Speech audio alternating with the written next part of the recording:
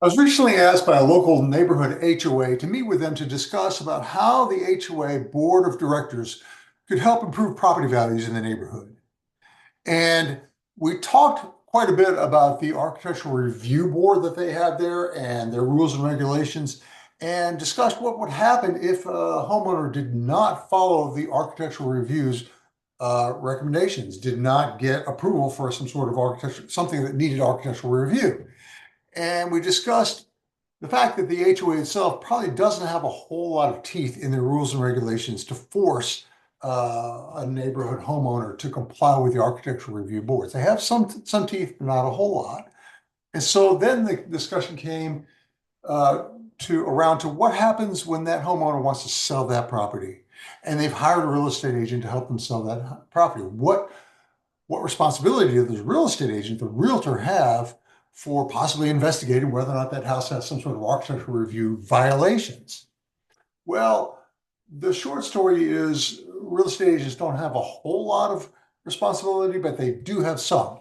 And that's really based on the North Carolina residential property disclosure, which every homeowner, home seller has to sign, has to fill out and sign in order to sell residential real estate here in North Carolina. And in fact, the North Carolina residential property disclosure has recently been updated greatly. And I thought it would be a good idea to go ahead and go over the new residential property disclosure.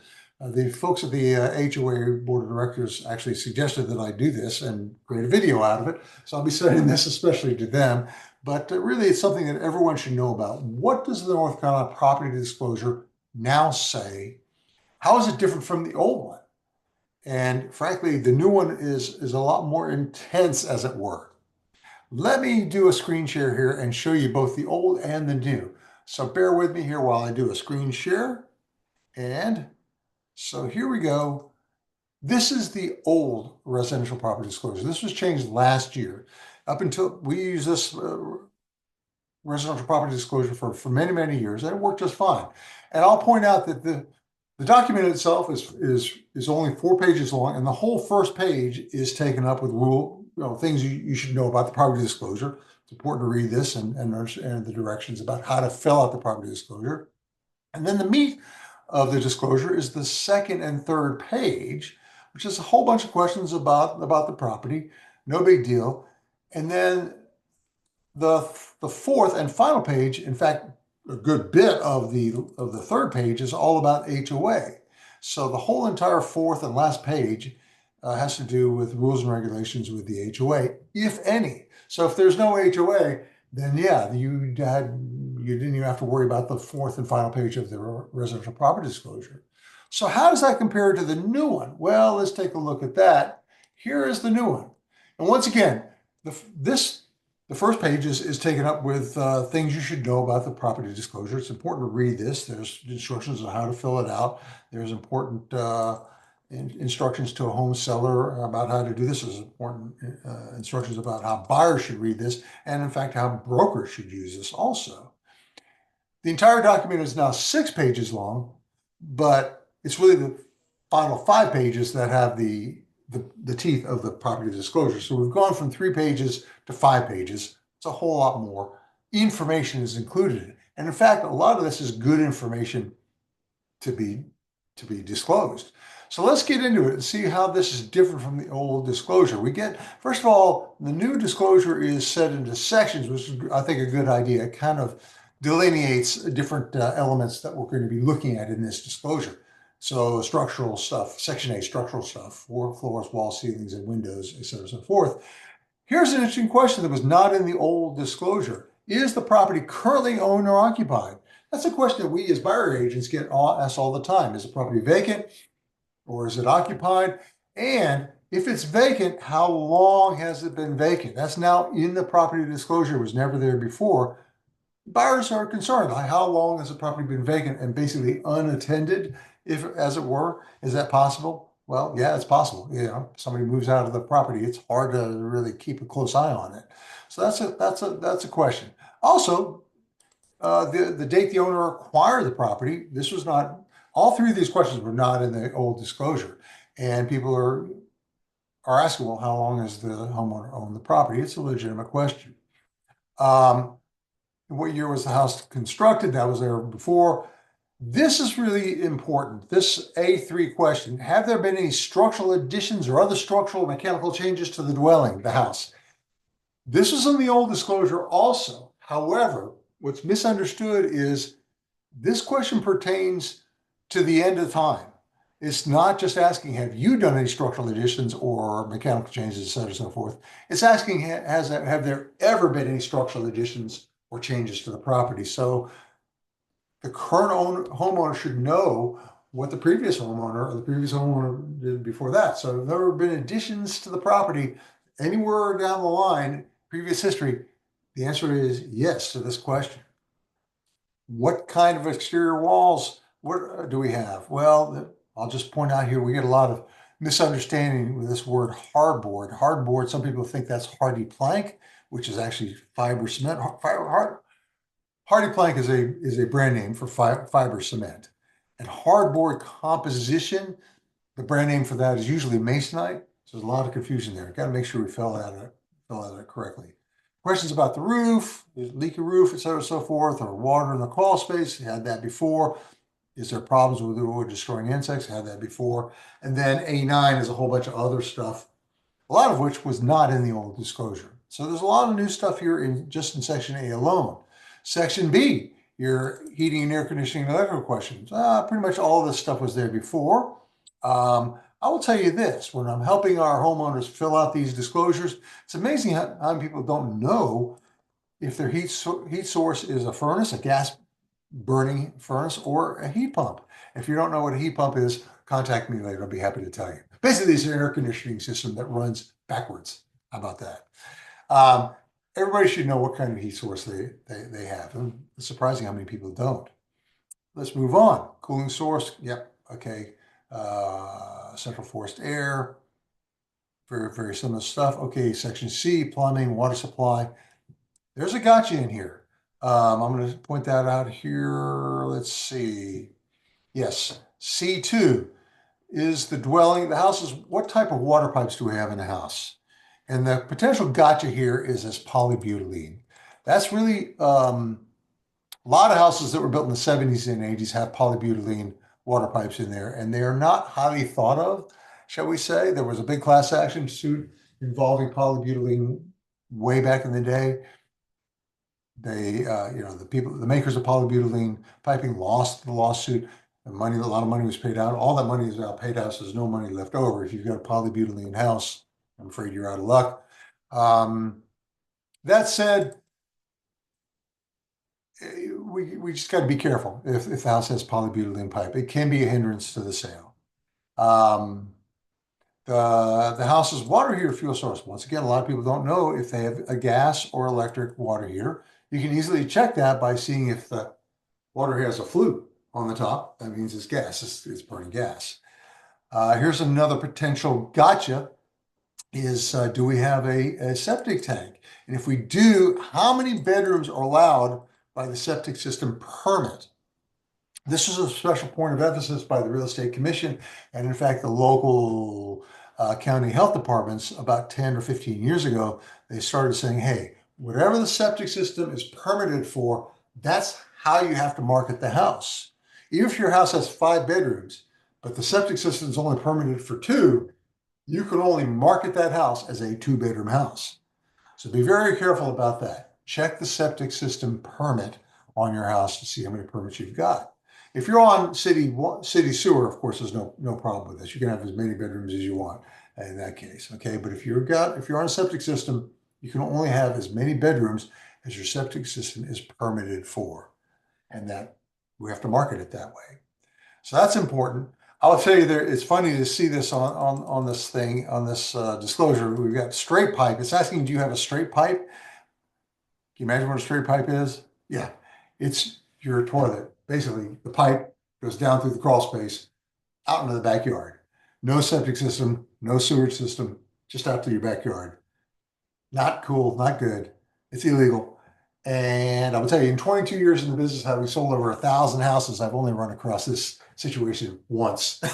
and it's funny, the homeowner was not even concerned about it. He didn't think it was a big deal. It was a big deal. It is a big deal. Yeah, he had to get a septic system installed after the fact. All right, moving on. Let's see, section D, fixtures and appliances. Here's a new question that was not on the old one. Is a dwelling equipped with an elevator system? We're seeing these more and more often now. Now the baby boomers are growing up and growing old. You know, their knees are giving out. We're seeing a lot more houses with elevator systems. I've got two houses with elevator systems on the market right now. And what's important to remember is elevator systems in residential homes, they have to be regulated. They have to be inspected every 6 months. So here's a date. When was the last? Here it's asking yes. When was the last time it was inspected, and when was the last time it was maintained? So more and more, we're seeing houses with elevator systems. A few more systems it's asking questions about. Land, Section E, land and zoning. Here's another potential gotcha for you. Is the property in violation of any local zoning ordinances, restrictive covenants, or local land use restrictions? Sometimes we see this, got to answer truthfully and got to deal with it. Is the property in violation of any building zones, building codes, including failure to obtain required permits for room additions and other changes? That's a big gotcha. This, as I said earlier, this has been a point of, I didn't say it. I'm saying it now. About 10 years ago, the local planning departments started sort of clamping down on the rules and regulations about permitting, and the real estate commission agreed. They wanted it disclosed if something was added without permits. Used to be back in the day, 30 years ago, 40 years ago, people were building additions on houses and said, permit, schmermit, who cares? It's my house. I'm going to build the way I want. And so a lot of additions were added without permits. Now it's a big disclosure issue. It must be disclosed. And it is a realtor's responsibility to at least look for warning signs, red flags that something may not be permitted. Real estate agents are not code inspectors. We're not home inspectors. We're not contractors. So we don't really know to the nth degree what we're seeing is permitted or not. But there are some red flags, and we are tasked to look for red flags at all possible. And you, as a homeowner, need to disclose if your addition is permitted or not. That's really important. Next question. Is the property subject to any easements or encroachments? Encroachments. We see a lot of encroachments on properties these days. Once again, way back in the day, nobody cared. Nobody did any surveys. Nowadays, almost every buyer is doing a survey on the property they have under contract, and they're finding a lot of fences are not in the right place. A lot of sheds are on the property line. Even sometimes there are literally houses that are built on property lines. That can be a real problem, as you might imagine. Yes, I've had that happen. So let's get a survey done and see if we have any encroachments. Is property on a private road? A lot of HOAs will be maintaining the private roads within their neighborhoods. We got to check that out. Here's another really important change to the new property disclosure: environmental and flooding. Is there any toxic substance on the property? Rarely do I see. Yes, but asbestos. There are actually a lot of houses built in the 30s and 40s that have siding that has a lot of asbestos in it.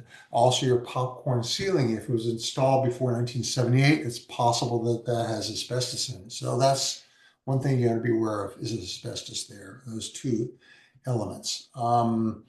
Is there any environmental monitoring or mitigation device on the property? What about radon mitigation systems? That's what this question could get a yes on. Are there any debris or underground storage tanks? Underground storage tanks are a real problem. Of course, here in North Carolina, we had tons and tons of underground oil tanks installed for oil heat way back in the day in the 40s and 50s and 60s.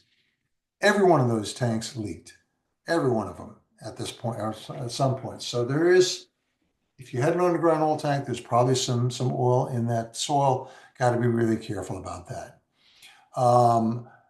This is a question that was on the old disclosure. Is a property located in a federal flood hazard zone? Certainly an important question, but the old disclosure left it at that.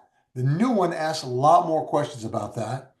And boy, this is really important now. Has the property experienced any damage from flooding? Whew. What about what's happening up in the mountains near Asheville? Yeah, this is going to be a real issue here, or for that matter, at the beach due to hurricanes, whatnot. Now you have to answer yes. Have you ever filed a claim for flood damage with any insurance provider or FEMA?